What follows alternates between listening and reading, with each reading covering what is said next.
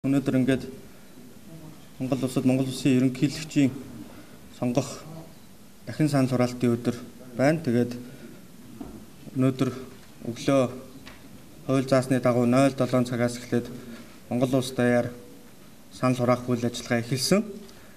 Гэтэл одоо Төв аймаг дээр одоо бүх хэсгүүдэд нэгт санал тоолох машин бол одоо саналын хуудасаа уншиж чадахгүй хэлбэрээр бол ажиллаагүй та бүхэн мэдж байгаа.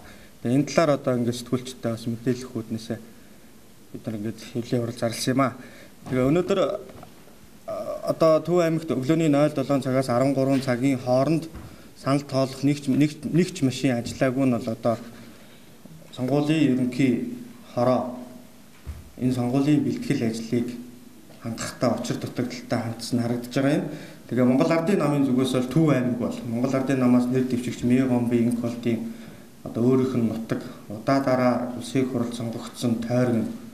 Энэ Төв аймагт бол Монгол Ардын нам нэр дэвшигч Инколт маань бол 95%-аар одоо илүү санал авах нь тодорхой аймаг.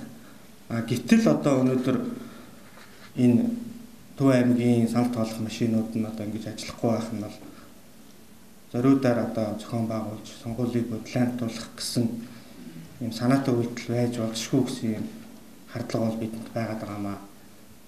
Дахин санал хураалтын бэлтгэлийг хангахдаа сонгуулийн ерөнхий хорооны дараа содном зэрэг дарга удирдлагаар хангаж ажиллаж чадаагүй нь бол энд харагдаж байгаа юм.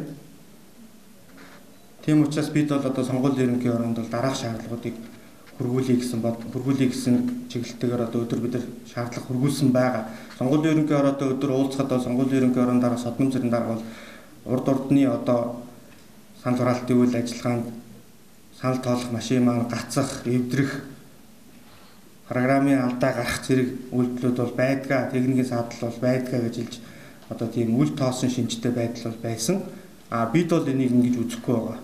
Өмнөх сонгуулиудад санал тоолох төхөөрөмжөөр санал тоолж байсан сонгуулиудад бол бүтэн аймаг бүх хэсгийн хороодод нэгч машин одоо ингэж ажиллахгүй байх тохиолдол бол өмнө гарч байгаагүй. Тэгэхээр энэ яалтчгүй одоо бид бол сонгуулийн дүнд нөлөөлөх гэсэн сонгуулийн дүн бодлооntуулах гэсэн санаатай үйлдэл байж болзошгүй гэж харж байгаа. Ийм учраас бид бол хоёр шаардлагыг бол тавьж байна. Нэгт бол одоо ямар шалтгааны улмаас одоо Төв аймагтын өглөөний 7 цагаас 13 цагийн хооронд энэ санал тоолох машинууд ажиллаагүй талаа тогтоож олон нийтэд одоо сонгуулийн ерөнхий хороо тайлбарлан мэдээлэх. Хоёрт сонгуулийн Төв аймагт бах бүх хэсгийн хороодод бүх санал тоолох машинд одоо намуудын ажиглагч нарыг байлцуулан 100% хяналтын тооллого хийх ийм шаардлагыг бол хөрвүүлж байгаа. Монгол Ардын нам шат чатны сонгуульд орохдоо сонгуулийн ерөнхий хорооны шийдвэрийг ямагт одоо хүлээн зөвшөөрч ямагт дэдлэн хуулийн дагуу сонгуулийн сурталчилгаагаа явуулж ирсэн. Эрх хөрөгч намын хувьд бол би энийг хариуцлагатайгаар бас та бүхэнд хэлье гэж бодож байна. Ард түмэнд буруу ойлголтыг төрүүлж эрх хөрөгч нам гэхээр хууль хяналтын болон сонгуулийн байгууллагт нөлөөлдөг мэт ийм буруу ойлголтыг одоо гадуур түгээж байгаа нь бол харамсалтай байгаа. Бид энийг бол хүлээн зөвшөөрөхгүй. Ямагт бид бол одоо сонгуулийн ерөнхий хорооны шийдвэрт хүндэтгтэй хандж ирсэн. Энэ утгаараа бид энэ хоёр шаардлагыг бол одоо сонгуулийн хороонд өнөөдөр хөрвүүлж байна.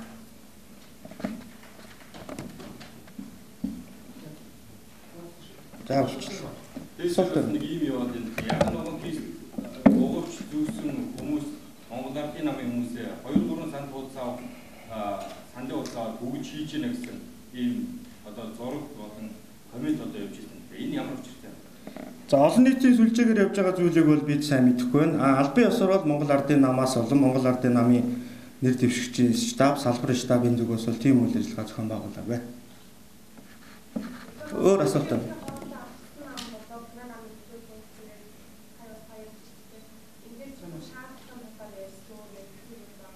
Сонгуулийн ерөнхий хороо өөрсдөө бид нарыг өөрсөн.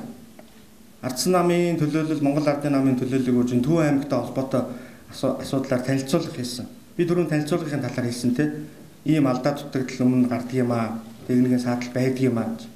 Бид бол энийг бол техникийн саатал гэж бол үзэхгүй байна. Тэрийг нь бол одоо холбогдох байгууллагын шалгаж тогтоогоод холбогдох мэдээлэх эрх бүхий байгууллагын мэдээлэх байна.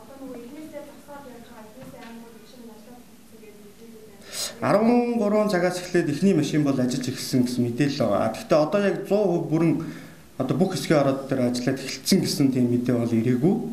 Өглөө 7 цагаас 13 цагийн хооронд хууль заасны дагуу нөөц саналын хайрцагаараа бол саналаа хураагаад авцсан байгаа. Тэрийг машиндаа уншуулах гэх мэтлэн ийм ажлууд бол одоо зохион байгуулагдах байх. Гэхдээ ямарваа нэгэн байдлаар энэ чинь одоо бас сонгуулийн санал хураалтын үйл ажиллагаанд бас тухайн хэсгийн ороод дээр бужигнаа хөөсгөөс ахуулаад саад учруулж байгаа юм л та.